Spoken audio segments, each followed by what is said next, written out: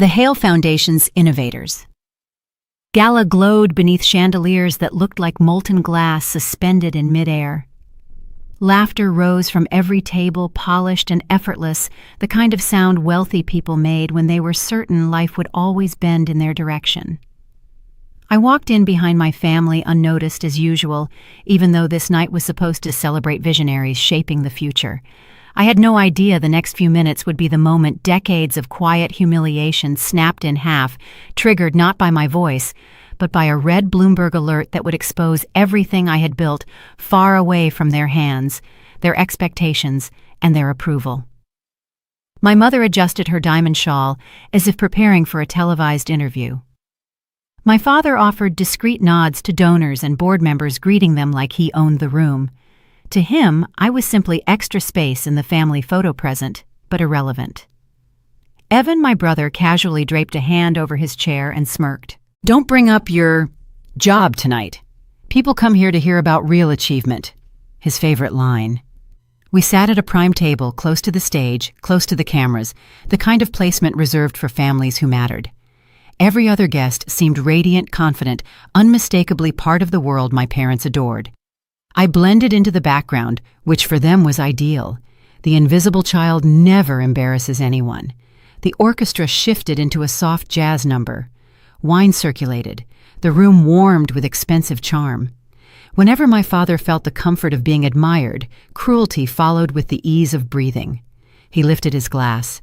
To Evan, he announced loud enough for nearby tables to turn soon to be a partner at Harrington and Rowe. A true standout.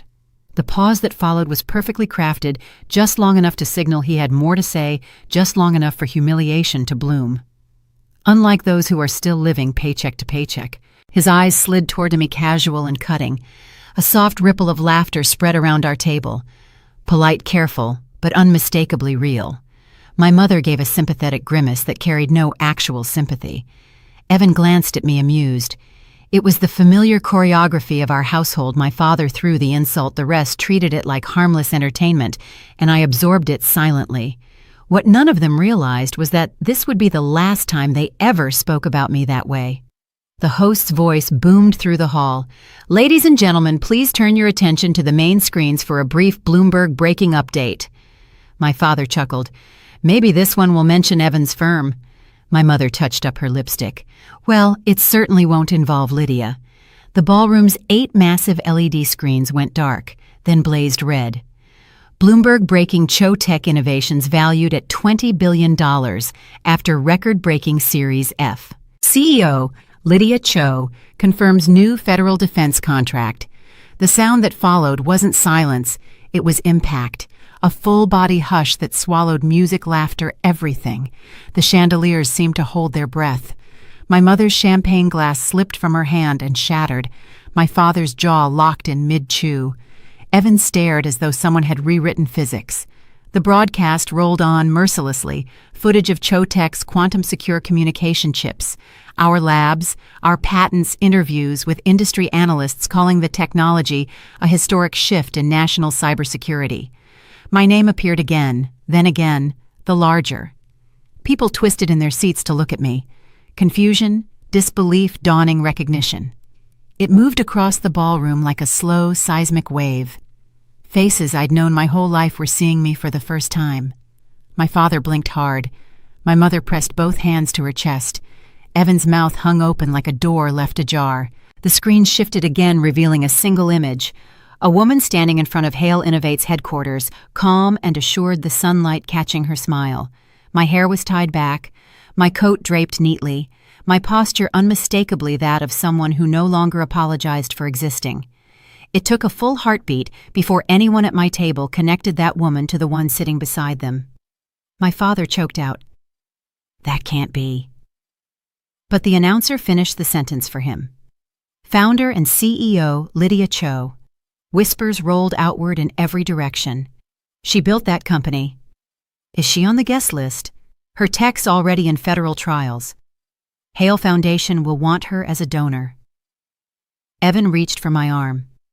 "Why didn't you say anything?" I slid my arm away. "You never asked. It wasn't spite. It was the truth. Clean, simple, undebatable." My father pushed back his chair, breath unsteady. Lydia, sweetheart, surely you didn't.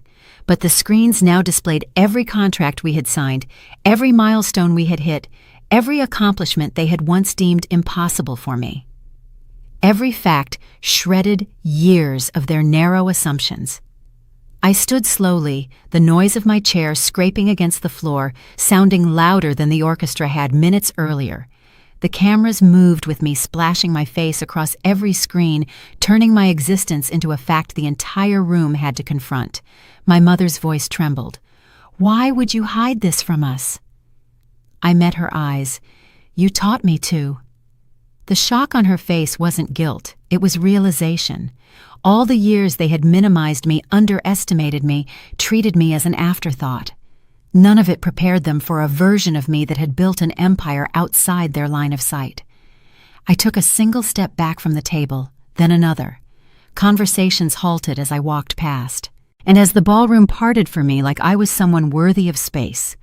For the first time, a single clear thought settled in my mind. Their disbelief had nothing to do with the valuation. It came from finally understanding they no longer owned the narrative of who I was. I grew up in a house where achievement was measured the same way trophies were displayed. Only the ones belonging to my brother deserved a shelf. Evan won spelling bees, math competitions, summer science fairs. My mother documented every ribbon, every certificate, every minor triumph, as if she were curating the Hale family legacy. I existed in the background, helpful but forgettable. The child who set the table kept quiet during guests' visits and learned early that invisibility meant fewer reprimands. My father believed families functioned best when everyone understood their place. Evan was the prodigy, the investment, the future lawyer destined to carry the Hale name into boardrooms and country clubs. My mother shaped herself around that narrative with the precision of someone polishing an heirloom. I learned how to support it without becoming part of it. Whenever I tried to show initiative, the reactions from both of them created invisible walls. At 8, I built a small motorized toy car using spare parts from an old radio. My father glanced at it once before tossing it into a donation box. "You don't need to tinker," he said. "Focus on something you can manage." At 11, I tested into an advanced science program. My mother declined the offer on my behalf, saying it conflicted with Evan's weekend activities. At 15, I cracked a coding puzzle Evan struggled with for days. He brushed it off as luck, and my parents accepted that explanation without looking at the puzzle themselves. None of it surprised me. Dismissal became routine long before I learned to name it. High school solidified the dynamic. Evan's path remained a parade of curated accomplishments. My mother hovered over him like a campaign manager, correcting posture, arranging schedules, rehearsing interview answers. Whenever teachers praised my work or offered opportunities, she treated it as a clerical error. "She does fine," she would say. "Nothing exceptional." That phrase shaped the way people spoke to me, including relatives who decided early that talent was a limited resource in the Hale household, and I hadn't inherited enough to matter. College applications became the first arena where I tried to assert myself. My father insisted I choose something practical, meaning fields that supported Evan's future law career, accounting, administration, communications. I applied to a STEM program anyway and was accepted with a partial scholarship. Their disappointment came packaged as concern. "You'll overwhelm yourself," my mother warned. "Stay realistic." The word realistic tasted like a cage, but I swallowed it because fighting back in that house felt pointless. College opened a world they knew nothing about. I discovered people who didn't speak in hierarchies, professors who treated questions seriously, classmates who valued ability instead of pedigree. I found Professor Elias, who ran the university's low-profile hardware lab. Elias operated on verifiable results. He didn't care about the Hale name or Evan's latest mock trial victory. He needed code that worked and hardware that could handle intense thermal loads. I quickly became one of his most reliable research assistants because I delivered solutions without needing external validation. In Elias's low-profile lab, I found my language. It wasn't the polished rhetoric of boardrooms or the practiced confidence of Evan. It was the silent, absolute truth of hardware. I remember the first time Elias handed me a problem considered unsolvable by the previous graduate student, optimizing the thermal management of a new GPU chip design. It took 72 hours straight of coding and testing. I lived on lukewarm vending machine coffee and the sheer kinetic force of the challenge. When the simulation finally ran clean, Elias didn't praise my effort. He simply looked at the resulting data, clean, verifiable 15% better than the goal, and said, "This is a solution." That single fact-based acknowledgement was more nourishing than years of my father's empty compliments directed at Evan. In that lab, my value was a quantifiable metric. My gender was irrelevant. My family name held no weight. This was a sanctuary where results were the only currency. While Evan was busy rehearsing his moot court victory speeches and attending mandatory networking dinners, I was busy building something real where every line of code was a silent, unarguable fact proving my competence. That feeling, the quiet certainty of being seen by the code and the data, even if my family remained blind to it, was the engine that drove me forward. I didn't tell my family how well I was doing. Experience taught me that pride invited criticism. I took side jobs tutoring calculus and repairing old laptops to cover what the scholarship didn't. Evan, meanwhile, attended an elite private university, fully funded by our parents, something they described as a necessary investment. When I mentioned needing an extra physics textbook, my mother told me to check thrift stores. Graduation brought no celebration on their end. Evan's commencement was a catered event at the country club. Mine was a short drive home with a lukewarm congratulations from my father, who encouraged me to keep expectations modest. I accepted an entry-level research assistant position at a Boston tech lab. The job wasn't glamorous, but it placed me among people who saw potential instead of limitations. The lab was focused on cryptographic communications, dry, complex, and intensely rigorous work. I learned quickly, stayed late, absorbed everything. My value was measured by the cleanliness of my algorithms and the speed of my debugging, not by my social grace. Nobody called me average. Instead, they gave me projects and asked for solutions to problems that were deemed unsolvable by the previous team. I didn't tell my family the details. Their reactions were predictable anyway. Evan's life continued on rails paved for him. He landed coveted internships, all arranged through my parents' connections. Each phone call home turned into an update on his achievements, followed by a reminder that I should learn from his example. I listened quietly, because pushing back would only reinforce their belief that I was difficult. They didn't ask about my work. They only asked if I was managing. 2 years into the job, my supervisor encouraged me to join a confidential project researching quantum-secure communication frameworks. The offer came with a non-disclosure agreement and a significant pay increase. The project centered on developing a chip that could dynamically map real-time regulatory compliance onto encrypted data streams, a critical high-stakes application for both finance and government infrastructure. It required precise logic and the ability to work under immense unshared pressure. When I told my family I'd be moving closer to the research site, my father said, "You're lucky they're willing to train you. Don't make waves."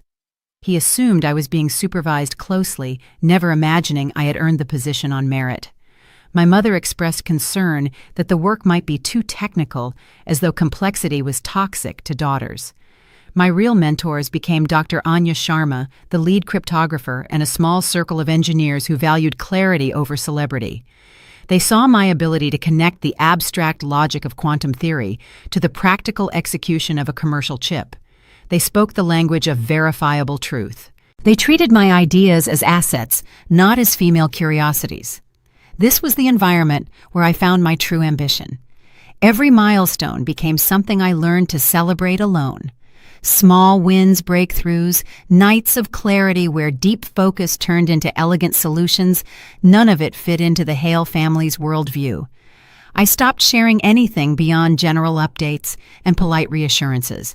They stopped asking for more. Over time, their version of me hardened into something unrecognizable, dependable, but unremarkable, supportive, but secondary. They saw me as a placeholder in my own life. Work, on the other hand, saw me. My ideas were heard. My code was trusted. My calculations didn't need a male echo to gain approval. I found mentors who didn't treat me like I was borrowing brilliance. I found colleagues who challenged me. I found problems worth solving and people worth learning from. And most importantly, I found my own ambition, not the kind my parents respected, but the kind that reshaped industries. That gap between who I was becoming and who my family imagined me to be widened year by year, quietly, steadily, like a fault line beneath a polished floor. They never noticed the shift because they never looked closely enough to see the person I was turning into. All they saw was the girl they had decided I was long before I learned how to prove them wrong. A hush swept across the hall the instant the Bloomberg alert interrupted the gala's background music. Conversations tripped over themselves, clinking glasses quieted midair, and dozens of heads turned toward the massive wall-mounted screens flickering above the stage. The shift felt physical, like the entire room inhaled at once. The headline burned brighter than the gold trim on the curtains. Hale Innovate secures historic government contract. CEO Lydia Cho's startup, valued at $20 billion. My name hung there like a slap, lighting the room with the kind of shock that doesn't fade quickly. Guests murmured, trying to connect the announcement to the girl they assumed still scraped by on freelance checks. My father froze with his fork, raised the bite, suspended like he'd forgotten how to move. Champagne spilled from my mother's glass as her fingers twitched. Evan muttered something sharp under his breath, eyes narrowing at the screen as if willing the letters to rearrange themselves into someone else's achievement. Even the gala host paused mid-sentence. "Well," he said with an uneasy chuckle, "it seems we've had breaking news." A delay stretched through the room before the applause began, hesitant at first, then more certain, building into a wave that washed across every table except the one at the center of it all. The Hale family table stayed silent. My mother attempted the kind of smile used in magazine spreads, though panic creased her eyes. "This must be some sort of glitch," she whispered. "Bloomberg doesn't just flash things like that out of nowhere." "They do," I said. "When the valuation clears and the contract is public." My father lowered his fork at last. "Explain this," he demanded, quietly, controlled but trembling under the surface. "You were working on an app or a consulting thing, whatever it was. How does this happen overnight?" "It didn't happen overnight," I replied. "You just never asked." His jaw tightened. "Don't get clever." "What is this contract?" "A national infrastructure upgrade," I said. "The chip technology my team built is the backbone of the new secure grid. The government approved the final phase this afternoon." He stared at me for several seconds, digesting words he'd never expected to hear from his daughter. Not the son he groomed, not the heir he invested in me, the one he dismissed at every dinner, every holiday, every chance he got. The room buzzed with shifting curiosity. People who had ignored me an hour earlier now leaned to get a closer look. Cameras subtly repositioned toward our table. Whispers rose from nearby guests. "Is that her?" "The CEO." "The one on the screen." A couple in evening attire approached with wide smiles. "Congratulations," the woman said warmly. "This is extraordinary news. We had no idea you were in tech at this level." My father attempted to regain footing. "Lydia's always had projects," he said stiffly. "Projects," the man repeated with a laugh. "You're too modest. A valuation like this puts her among the top young CEOs in the country. This is monumental." My mother's hand shook again. She slowly set her champagne flute down before it cracked between her fingers. I thanked the couple and watched them drift away, their excitement trailing behind them. When I turned back to the table, Evan's expression had twisted into something sour. "Why didn't you tell us?" he asked. "Why hide this?" "I wasn't hiding," I said. "You just weren't listening," he scoffed. "You think that sounds noble?" "It sounds childish." "What's childish," I answered, "is assuming you're entitled to every chapter of my life." My father leaned forward, lowering his voice into the tone he used for employees he intended to intimidate. "Success is one thing," he said. "Blindly walking into the spotlight is another. You're not prepared for the attention this brings." "I've been preparing for years," I said. "You just didn't see it." The screen above flashed again, a photo now the official corporate portrait taken 3 months ago. I stood in front of the sleek silver Hale Innovate sign, hair pulled back, confidence quiet but unmistakable. The same face now stared down at the gala. Gasps rippled through the tables. Everyone recognized the frame. That corridor belonged to this very venue. The gala host blinked up at the screen. "Isn't that—" "Yes, someone whispered. "Taken in the executive wing here. That's her." Recognition hit my parents at the same moment. My mother pressed a hand to her chest. "You were here," she breathed. "In this building more than once," I said. My father's brows knotted. "Why?" "For contract negotiations." Another wave of whispers washed through the hall, louder this time, undeniable, electric. People angled themselves, suddenly eager to approach, but unsure if they should.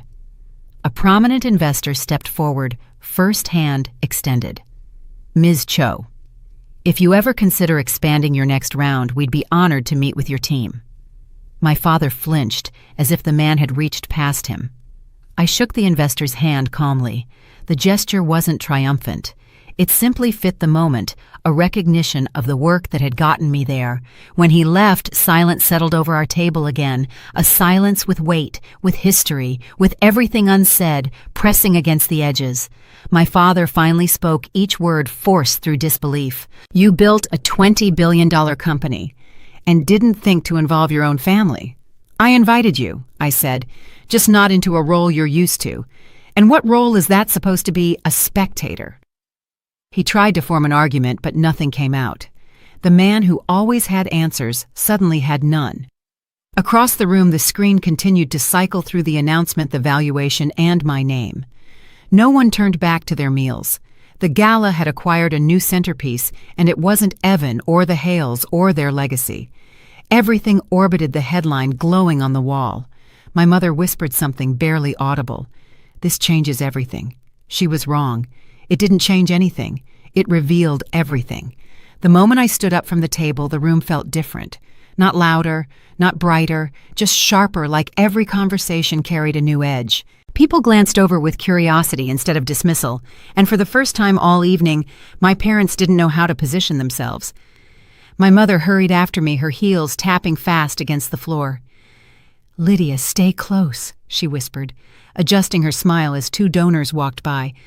"People might misunderstand you if you wander off." She used that word, misunderstand, as if my presence created confusion she needed to manage. I didn't slow down.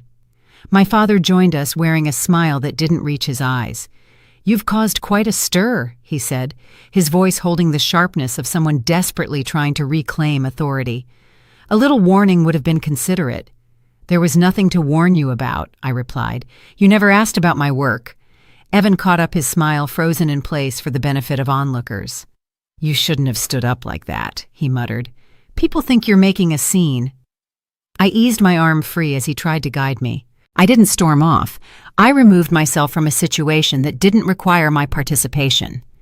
We moved into the periphery of the main hall near the display tables, holding antique maps and rare books intended for auction. The light here was softer, but the surveillance was more intense.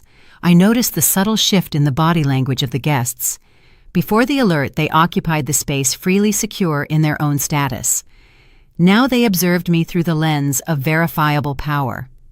Several people whom I recognized only as faces from my parents' holiday cards checked their phones and then looked back at me, calculating the difference between the daughter they dismissed and the CEO they saw on Bloomberg. Before they could press further, a prominent donor and his wife, the Wilkersons, stepped into our small circle. The donor looked polished, mid-60s, the kind who collected influence without needing to advertise it. He greeted my parents first, then focused on me. "And who might she be?" he asked. Mom answered quickly.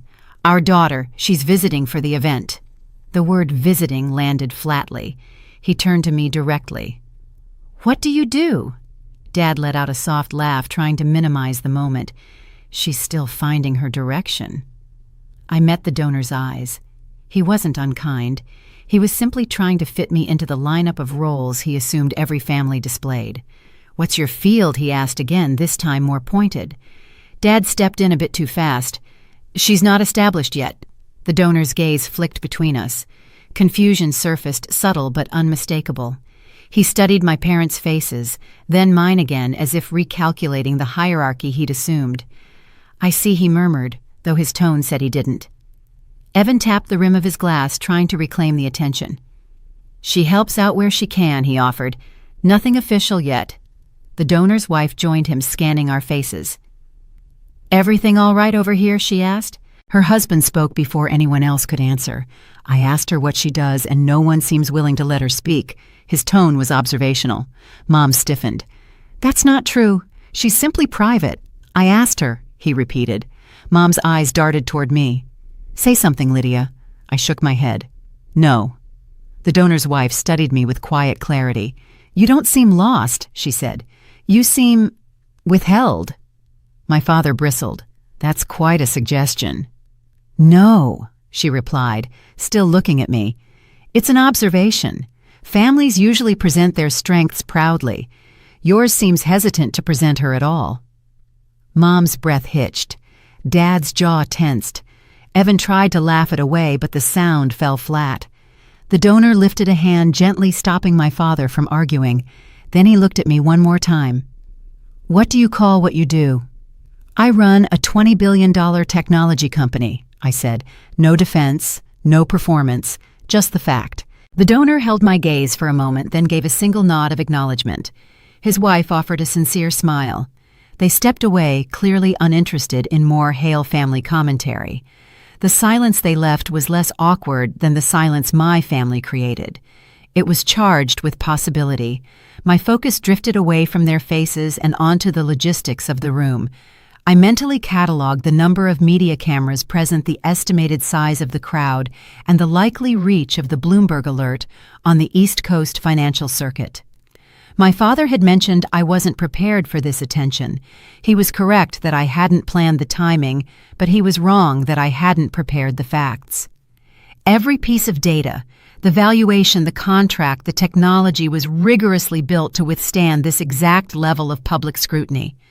Before my family could react, a man approached us, someone clearly influential by the way guests stepped aside for him. My father straightened instantly. "Chairman Wexler," he greeted, eager and deferential. The chairman nodded politely, then focused on me. "Ms. Cho, I'd like to speak with you later tonight," he said. "Your work has come up in several discussions." The implication was clear. He wasn't here to speak to my family. My father's expression tightened with confusion and disbelief. My mother's forced smile slipped.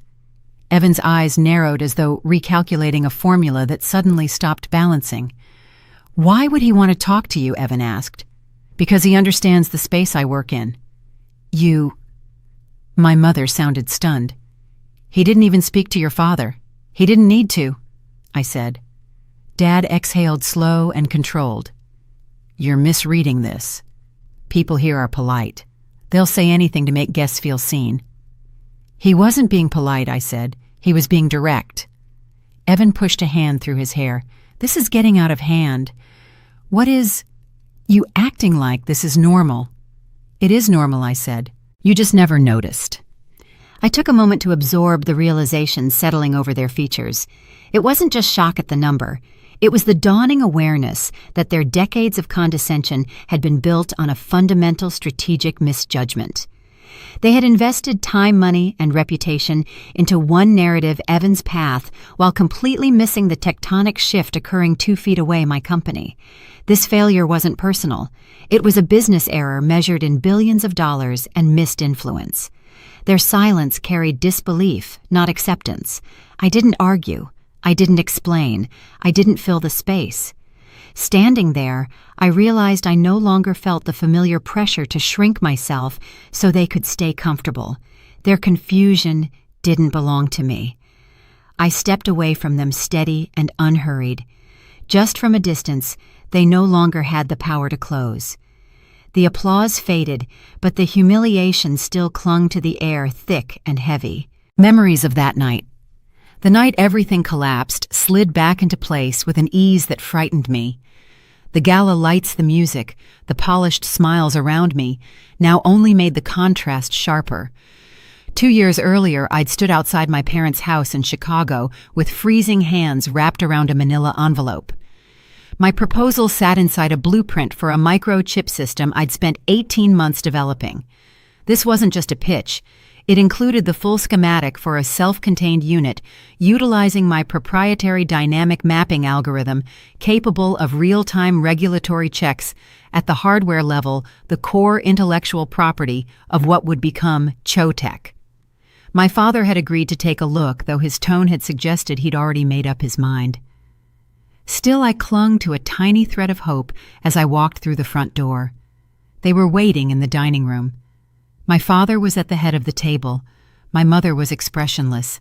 Evan was leaning back as if he'd come for entertainment. A board of directors in designer suits filled the rest of the seats. I recognized the setup immediately, not a meeting, a verdict. My father tapped the envelope. "Let's be efficient," he said. "We've reviewed your pitch." My heart lifted an inch. "And it's not viable." I blinked. "The system works. You saw the numbers. The power consumption is 30% below industry standard, and the speed metrics are verifiable." He nodded once. "The numbers look like something a student would bring to a career fair. You're not ready for this level of innovation. The regulatory complexity alone would overwhelm a small team. You have the theory, but you lack the infrastructure, the political capital, and the leadership to scale a product this ambitious." The men around him chuckled politely. My mother looked away. Evan smirked and tapped the table with a single finger, as if marking the moment for later mockery. I stayed standing, the heat rising under my skin. "You said you'd mentor me through the first phase. I said I'd advise you," he corrected, "if you showed potential. You didn't." My chest tightened. "Dad, you didn't even give feedback. You skimmed it. You didn't look at the power efficiency metrics or the self-correction logic that took me 6 months to optimize." "A CEO doesn't skim," he said coldly. "A CEO scans and identifies weaknesses. Your plan has too many." The sting spread deeper, like a bruise forming from the inside out. Weaknesses like what? The lack of capital funding, or the fact that the inventor is female and not Evan, lack of leadership experience, no investment background, no proven record, no ability to operate under pressure, he responded, pausing to let each accusation sink in. "You are not the future of this house or this company. Frankly, Lydia, this kind of work requires a public face. People trust a leader who already operates in these circles." My mother gave a tight nod, as if agreeing was the polite thing to do. He slid another folder across the table. "This is what we'll do. Evan will take over the project. He has the discipline for it. We can rebrand your prototype as the seed technology for a new compliance division under his oversight. It will give the IP the proper backing it needs." My brother grinned wide, sharp, satisfied. "Don't take it personally," he said. "Business has to run on reality." The room blurred for a moment, and I had to grip the chair beside me to stay upright. "So you're giving him my work. You're taking my patented algorithm and erasing my name from the ownership chain." My father's answer was almost boring. "He'll make it workable. He'll turn the theory into a commercial reality. We'll credit you as a contributor, of course." The injustice hit like a fist. The technology was mine. The research was mine. The prototype was mine. They were rewriting that in real time right in front of me, as if I didn't exist. I stepped closer to the table. "You don't get to erase me." Evan's smirk deepened. "You'd know if you'd ever built anything worth remembering. You'll get paid for the IP transfer, don't worry about that." The board laughed again. Something inside me cracked, not a breakdown, but the quiet death of needing their approval. The kind of fracture that changes the direction of a person's life forever. "I'll rebuild it on my own," I said. "Without you." My father let out a soft, condescending breath. "Sweetheart, you don't rebuild without resources. You don't rebuild without backing. You don't rebuild without a name people trust. You have none of those. You have no idea how hard it is to secure Series A funding outside of family circles. I'll build my own name. A name is earned through power," he said. "And you have none." He said it so casually, as if it were a fact of nature, as if he weren't destroying something precious and calling it guidance. I held his gaze. "You're going to regret this." Evan laughed outright. "The only thing we'll regret is wasting our time tonight." I walked out without another word. Not because they'd won, but because arguing with people who enjoyed diminishing me was pointless. Outside, a cold wind cut across my face. I didn't wipe away the tears because they weren't from weakness, they were from clarity. For the first time, I understood my place in my family. invisible until they needed someone to blame, replaceable unless I became useful to their ambitions, forgettable unless I achieved something they wanted control over. That night, I packed everything I owned into 2 suitcases. Every notebook, every sketch, every file, every late-night idea scribbled in fading ink. I made multiple encrypted backups of the core algorithm and the power consumption data, ensuring I retained full legal ownership of the IP. I stored my prototype at a friend's apartment, then boarded a flight to Denver, Colorado, a city known for its low-profile tech incubator scene and a less competitive funding landscape than Boston or Chicago. I didn't tell my parents. I didn't leave a note. Starting over was supposed to feel liberating. It didn't. It felt like standing on the edge of a cliff with no parachute and no ground beneath me. But fear didn't stop me. I'd spent too many years letting fear shape my choices. The first apartment I rented barely qualified as livable.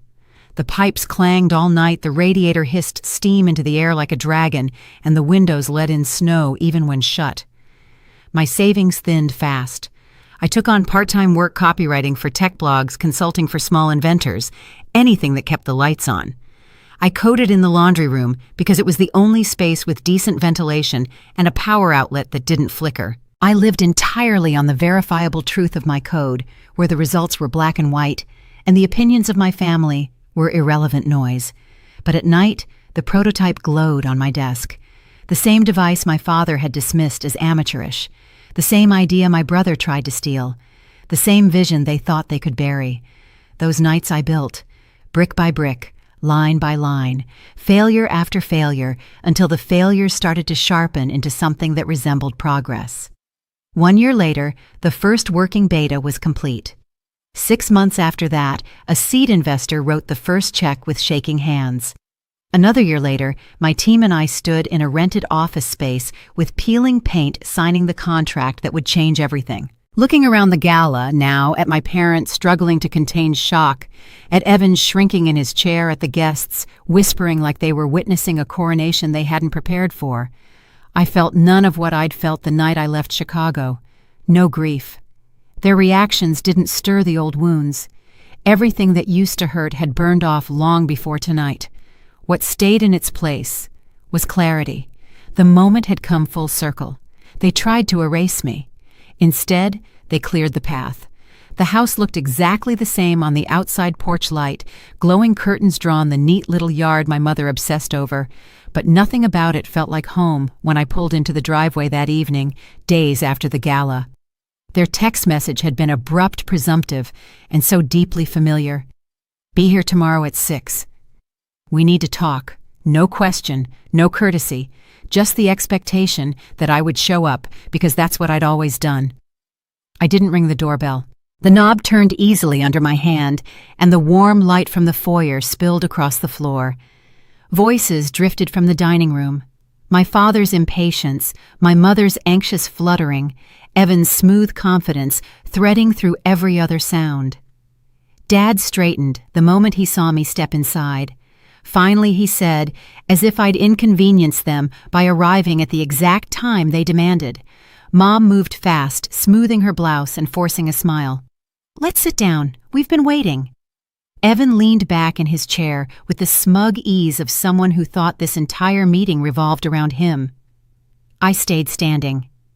"Say whatever you plan to say."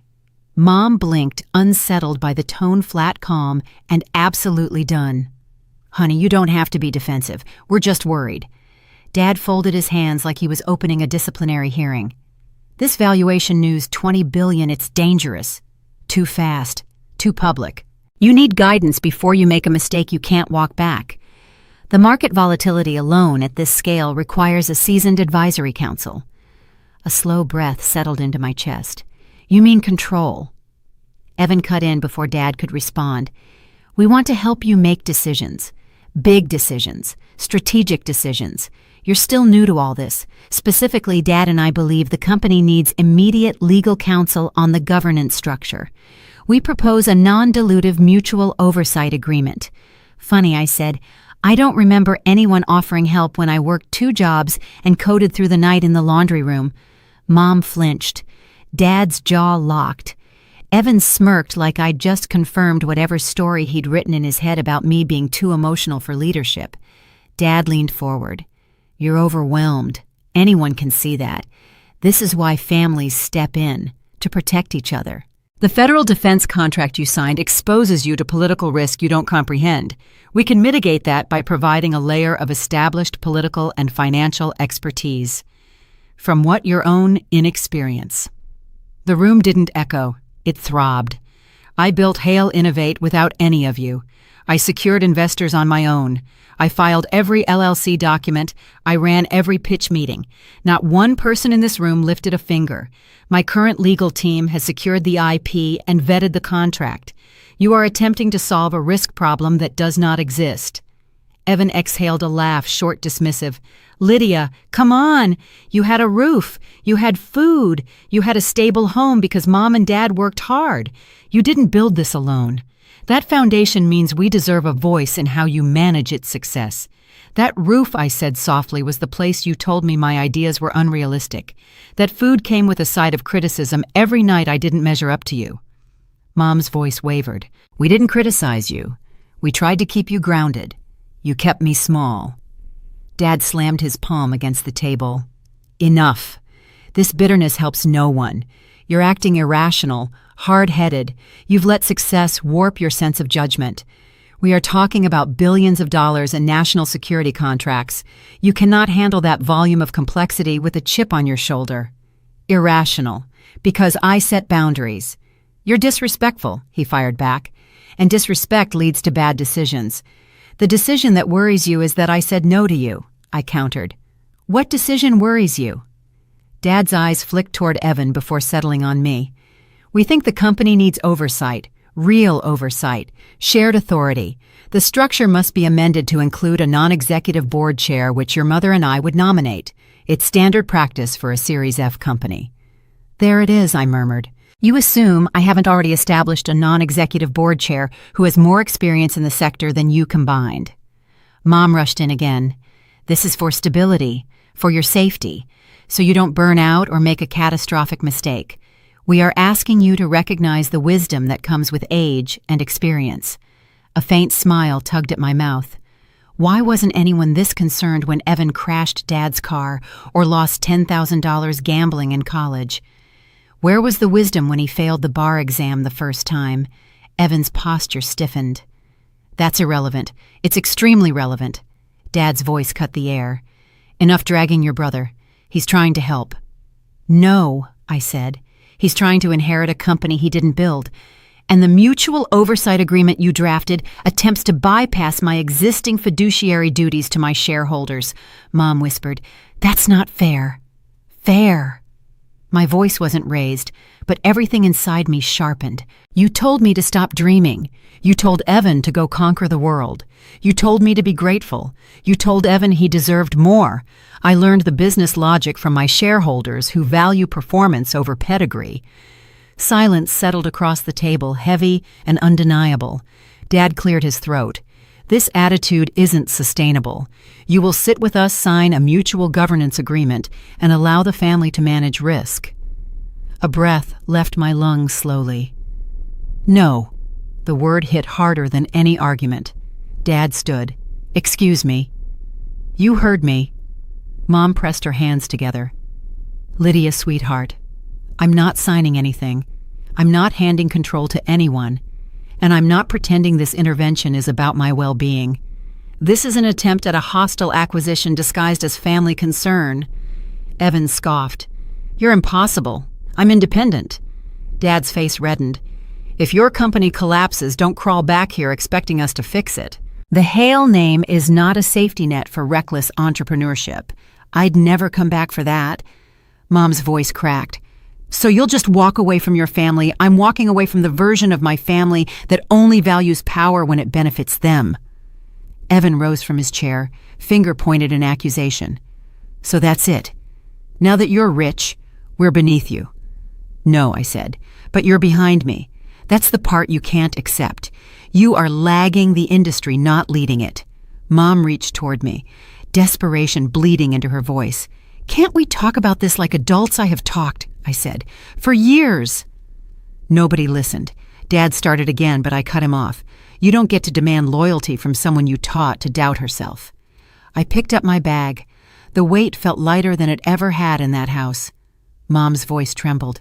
Please don't walk out. That depends. Dad's eyes narrowed. On what? Whether you treat me like an adult or an asset. They didn't answer because they already knew the truth. A quiet resolve settled through my body. You didn't lose your daughter tonight. You lost your leverage. And with that, I stepped out of the dining room through the front door and into the night air that felt shockingly cool compared to the suffocating heat inside. I reached my car with the calm certainty of someone who'd finally stopped asking for permission to exist. Leaving didn't hurt. Staying had hurt far more. And the silence, their silence as I drove away, said everything they didn't dare say out loud. When I rejoined the Gala crowd, I kept my distance from my parents' table, choosing instead to stand near the stage where the music was louder and the lights were brighter. My mind was still sharp from the confrontation with the Wilkersons and the initial shock. I knew I wouldn't sit through another round of polished insults. Evan found me leaning against a column near the dessert display. He didn't use his normal smooth approach. His movements were agitated, calculated. He had spent years performing as the strategic thinker, and my sudden undeniable success had stripped that pretense. "You're making this harder than it needs to be," he said, his voice low. "Why refuse to sit back down? Dad is furious you're wandering." "I'm not wandering," I replied. "I'm taking space," he scoffed. "You're being childish. This is a family event, not a press conference for your startup." He still couldn't bring himself to use the word company. "You're entitled to your opinion," I said, "but you don't get to set my schedule." Evan lowered his voice further, his expression shifting from superior to desperate. "Look, if the valuation is real, there's liability. Government contracts, that's massive legal exposure. You can't handle that risk profile alone. You need someone with a legal background." He adjusted his tie. "You need me." He tried to position himself as the necessary safety net, the expert I couldn't succeed without. "And what exactly would you be managing, Evan?" I asked. "Compliance risk assessment." "The fact that my platform automates real-time compliance, something your firm will probably pitch in 5 years. His confidence wavered. "You're using technical jargon. You don't understand the larger picture." "What's the larger picture?" "Assuming the company is too complex for me to run, then taking control." He hesitated, then plunged ahead. "We just want to protect the investment, the family name." I looked him directly in the eye. "You didn't invest anything. You tried to take my work 2 years ago and hand it over to yourself. You only see an investment now because it's too big to ignore." The statement hit him squarely. His face hardened. He tried to speak, but the words caught. I pressed the advantage not out of spite, but for clarity. "Do you remember when you tried to dismiss my coding puzzle as luck in high school? Or when you accepted a full scholarship to your Ivy League school and told me I should be grateful for thrift store textbooks?" He glared. "That's irrelevant history. It's extremely relevant," I said, keeping my voice calm. "Every step of my life you convinced yourself that your success was earned through merit and mine was either lucky or non-existent. You always positioned yourself to supervise my potential." "That's not fair," he muttered. "We were encouraging you." "You weren't encouraging me, Evan. You were simply managing my expectations to protect your own narrative." I corrected, my voice calm but absolute. "You built your career on the foundation Dad provided, on prestige, on networking, on the Hale name. I had to build mine on verifiable data, on code that worked, and on problems that only I could solve." I stepped closer, maintaining the physical space that now separated us in status. "That's the fundamental gap. You're trying to validate my company using Dad's old rules, but the industry already validated it with billions of dollars and federal contracts. You can't supervise something you don't understand, and you can't advise on a success you spent decades trying to suppress." A brief, sharp silence settled between us. He had no answer. He had been so focused on proving himself superior that he never realized the system he relied on was rigged in his favor, and I had simply opted out of it. I took a final, steady breath. "You weren't the enemy, Evan. You were the obstacle." The line landed clean and final. His expression shifted, not angry, but profoundly lost. He stepped back, the column now supporting his weight instead of mine. He watched me as I turned and walked away. The conversation wasn't about the valuation anymore. It was about the cost of underestimation, a cost they were finally paying with their sense of control. My father insisted on making pancakes that morning, even though he flipped them with the same distracted focus he used whenever he tried to fix something he didn't understand. The dining table felt smaller than usual. No gala lights, no orchestra, no polished strangers brushing past us. Just 4 chairs, a bottle of maple syrup, and a family trying to pretend nothing had shifted. The silence had a weight to it, something new, something cautious. My mother kept straightening the napkins. Evan scrolled his phone, but wasn't actually reading anything. My father finally broke the quiet. The $20 billion valuation, he said, stirring his coffee. Though he'd already added sugar, these markets swing all the time. Tech companies get inflated. It's normal. You know as well as I do that a Series F round often includes a hype factor to justify the investor exit strategy. He didn't sound angry. He sounded like a man trying to reassure himself. My mother nodded quick and nervous. Exactly. Remember that scooter company that was worth billions and then went bankrupt? These things happen. Investors get excited. Evan leaned back in his chair. And a lot of AI companies juice numbers to look good for rounds. It's the playbook. I spent the morning running comps. If your EBITDA projections are realistic, the valuation might hold, but I doubt your burn rate is under control. He tossed his phone onto the table. Valuation doesn't mean profit. People forget that. I watched them talk circles around the same idea. If they framed my company as temporary or unstable, the world would make sense again. Chotech isn't a scooter company, I said. And we don't inflate metrics. Our revenue model is based on long-term government SaaS agreements, not consumer adoption. My father raised a brow. You don't know what investors do behind the scenes, Lydia. You don't understand the pressure they put on founders to deliver unrealistic growth. Dad, I said I negotiated every round. I set the growth ceiling based on our current chip fabrication capacity and our R&D spend. I rejected 2 offers that demanded a higher growth rate because it was unsustainable. He blinked as if the thought hadn't occurred to him. My mother folded her napkin again and again. What exactly does Chotech even sell? I still don't understand why they kept saying your platform was mission critical. It sounds dramatic. I kept my tone even. Our predictive engine handles infrastructure analytics, emergency routing, logistics forecasting. Government contract pilots started 18 months ago. The mission-critical designation comes from our chip's ability to secure real-time supply chain data under quantum threat protocols. It's a verifiable technical necessity, not a marketing term.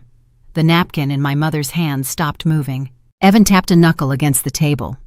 Government, as in federal. Which agencies are currently running the pilot? Yes, Department of Commerce, Defense Logistics Agency, and the Treasury. He took a slow breath, processing. How big 7-year pipeline, I answered. Multi-tier adoption model, strong renewal probability. The initial contract alone is structured to cover full operational costs for the next 3 quarters. He stared at me in a way he never had, growing up calculating, not dismissive. My father pushed his plate aside. You're telling me agencies rely on your tool like they actually use it? If they rely on your technology for logistics, that means a failure on your end could have national security implications. They do. That is why our platform includes the only certified dynamic audit trail in the sector. The next minute passed without anyone reaching for their food. Evan tried again. What are your retention numbers? If you are selling enterprise, SaaS retention is the only real metric, 91% rolling.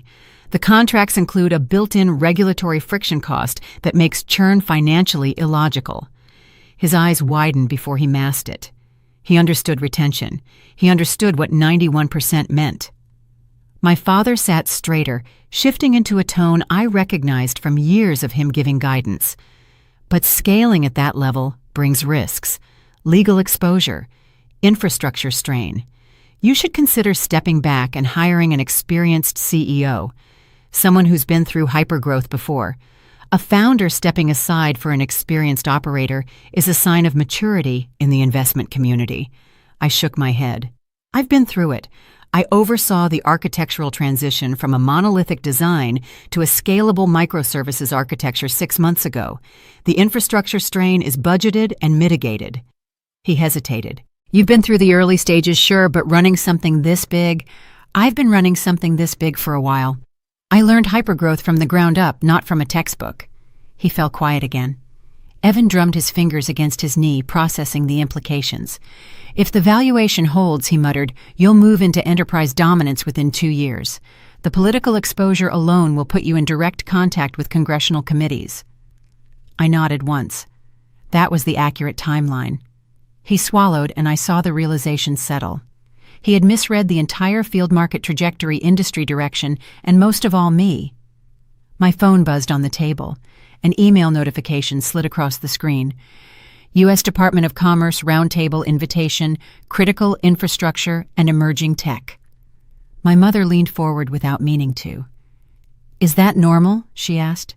Agencies reaching out like that, is that a meeting about procurement? It's normal for companies leading a niche.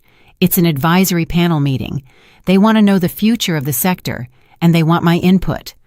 The room shifted. Not dramatically, not explosively, just enough for everyone to register that this world, the world I operated in, did not resemble the one they assumed I occupied. Evan broke the silence. So when people said you were one of the top founders to watch, that wasn't hype. You actually lead the discourse in this technical space. I looked at him. It was accurate. He nodded slowly, absorbing more than he said. My father leaned forward. If this continues, you'll influence policy. That kind of influence is not something we can ignore. It affects everything. We already do. Another silence edged in, but this one wasn't hostile. It was the quiet of people recalibrating. People realizing their assumptions were outdated. People who had underestimated the wrong person for too long. I stood from the table. I need to get to a meeting, I said. No one stopped me. No one instructed me. No one corrected me. My father simply nodded once, a gesture stripped of pride or condescension, just acknowledgement. I took my coat from the chair. We'll talk later. My mother blinked, still processing everything she had heard. Evan looked at me with something close to respect. I stepped toward the door, and the room remained still behind me. The dynamic had changed. Their understanding had changed. Nothing dramatic, nothing loud, just the first time they saw the gap between the story they believed and the reality I lived. Clarity didn't need permission. It only needed truth. The gala continued behind me, but I did not need the room anymore. I needed focus. I walked outside, crossed the valet circle, and entered the car I had hired for the night. Inside the cabin, the world narrowed to a dim dashboard and the quiet structure I had built for years. I opened my laptop. The dashboard loaded instantly. Metrics appeared in clear block server load latency and incoming traffic. Each value stayed within the expected range. Chotek's internal console loaded immediately, displaying real-time indicators. Server load 63%. Traffic increase from the Bloomberg alert rising but controlled. Compliance engine latency under 22 milliseconds. Everything remained stable. A message appeared from the Chief Technology Officer. The spike is steady.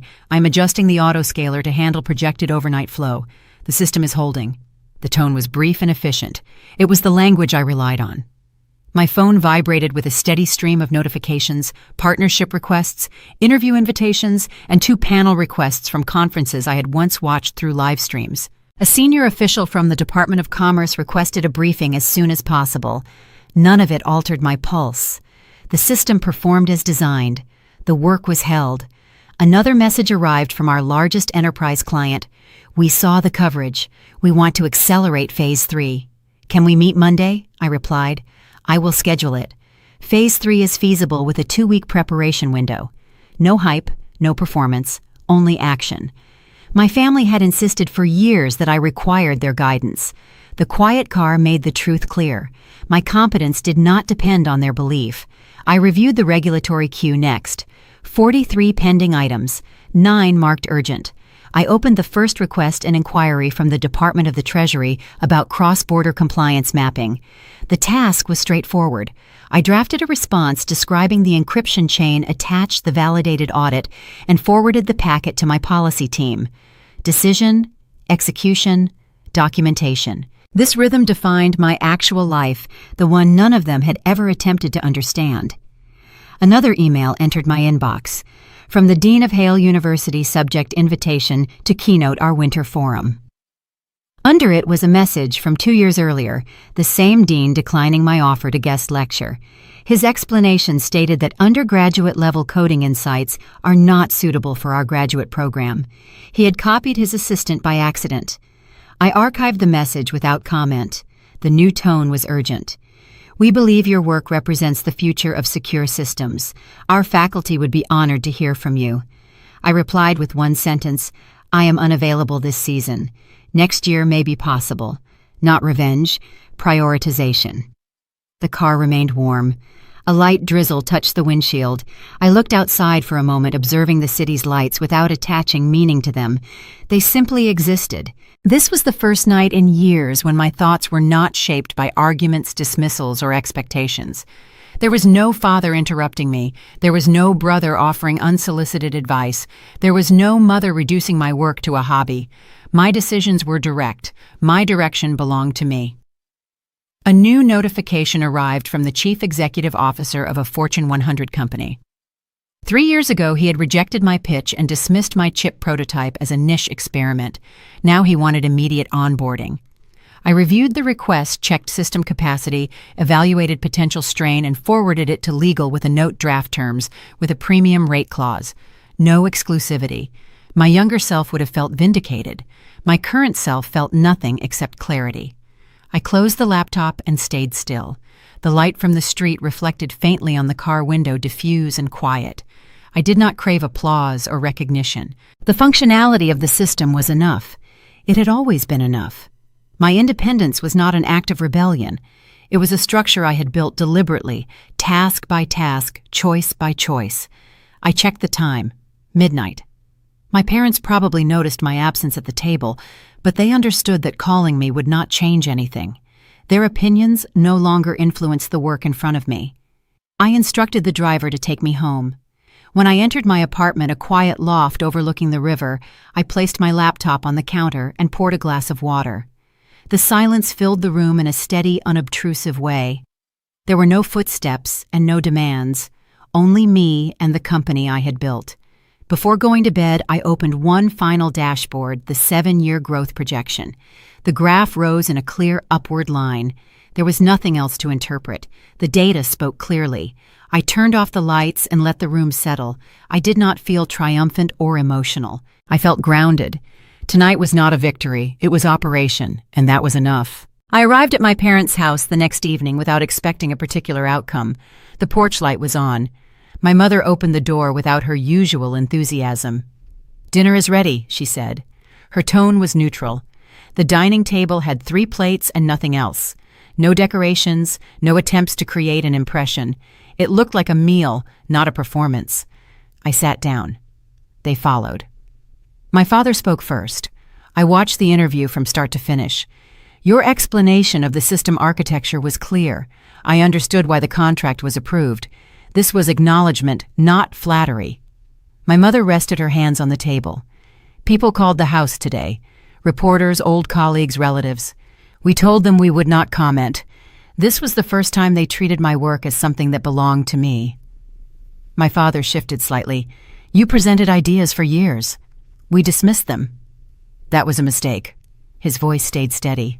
He was not trying to defend old choices. "You didn't fail in those early attempts," he continued. "We failed to evaluate them properly." I kept my tone direct. "I'm not trying to correct the past. I only want accuracy going forward." My mother nodded. "We understand. We won't try to redirect you again."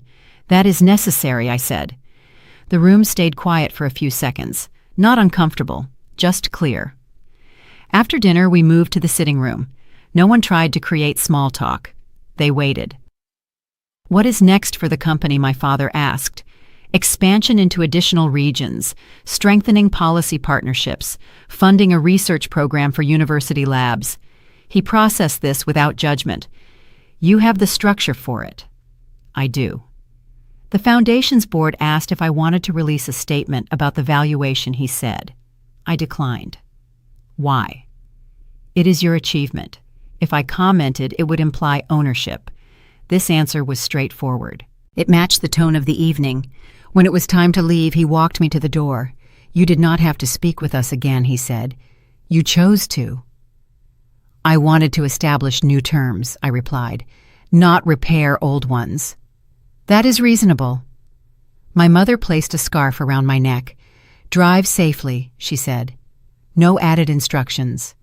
I stepped outside. The air was cold, and the quiet was consistent. This time it felt like we were operating on defined boundaries rather than old assumptions. The distance was intentional, not emotional. It gave each of us room to move without repeating what had already failed. When I returned to my apartment, the lobby was empty. The doorman handed me a small package without a sender listed. Inside was a framed printout of the Bloomberg alert from the Gala. A short, handwritten line from my father sat below it. You earned the space you have now. Keep using it. Dad. I set the frame on the entry table. It was not decoration. It served as a record of the moment the dynamic finally changed. My phone vibrated once. A message from Evan read, "Tonight was real. I am trying." I answered with a direct line, "I am trying as well." No analysis, no justification, only confirmation that we were adjusting. Before going to bed, I prepared a sentence for the Foundation's newsletter. Progress is the decision to continue. I closed the laptop, turned off the lights, and went to sleep as someone who no longer needed approval to move forward. I arrived at the office before 7 in the morning. The building was quiet. The city was still waking up. I walked straight to the conference room without stopping for coffee or conversation. The chief technology officer opened the meeting. Server load remained stable overnight. The system handled the new traffic without reaching any limits. Good, I said. Prioritize the enterprise accounts. Move the non-essential sign-ups to next week. The policy director added, the Department of Commerce wants a briefing. The Defense Logistics Agency wants an audit. The Department of the Treasury is asking for clarification on the new compliance layer. Schedule the audit first, I replied. Their team works faster when we give them a clear starting point. The strategist noted the instruction. I will block Thursday for it. We moved to product updates. The hardware timeline was tight but still viable. The encryption team requested an additional budget for testing. I approved it. Delayed testing creates more operational risk than the additional cost. At 9 o'clock, a logistics corporation joined through a video call. Their chief operating officer spoke directly. We are ready to finalize the 7-year contract, he said. We need assurance that your system will not disrupt our legacy infrastructure. It will not, I answered. We will deploy a compatibility layer within 6 weeks. That timeline works, he replied. The documents were exchanged. I reviewed the contract, adjusted one clause, and signed it. There was no celebration. It was simply another task completed. A congressional advisor called next. He requested details about our failure response protocol and throughput limits. Our thresholds are documented, I said. I will send the latest model by noon. He accepted the answer and ended the call. By midday, I had closed 3 internal decisions, approved 1 external partnership, and completed 2 advisory calls. The pace matched the stage of the company. High-growth operations do not slow down for personal history. I returned to my office. The space was minimal, a desk, a monitor, and whiteboards filled with metrics and diagrams. Nothing decorative. Simplicity helped me concentrate. A notification appeared on the laptop, Department of Commerce Procurement Agreement, ready for final approval. I read the document line by line, corrected one technical detail, and signed it. The confirmation timestamp appeared immediately. My assistant knocked. Your advisory panel has arrived. I invited them in. 4 specialists with clear experience and no personal connection to my family. They reviewed expansion plans, examined risk exposure, and asked for precise numbers. I answered with the data we had and marked the areas where we still needed additional verification. The systems architect closed his folder. The timeline is tight but possible. That is enough, I said. When the meeting ended, the office became quiet again. There was no tension. It was a standard workday. At 6 p.m, I shut down my laptop. The hallway lights were already dim. Staff members were leaving the building. I did not wait for anyone. I walked outside and stopped on the sidewalk. The air was cold. Cars passed by. Nothing symbolic. It was simply the end of a long day. My phone vibrated.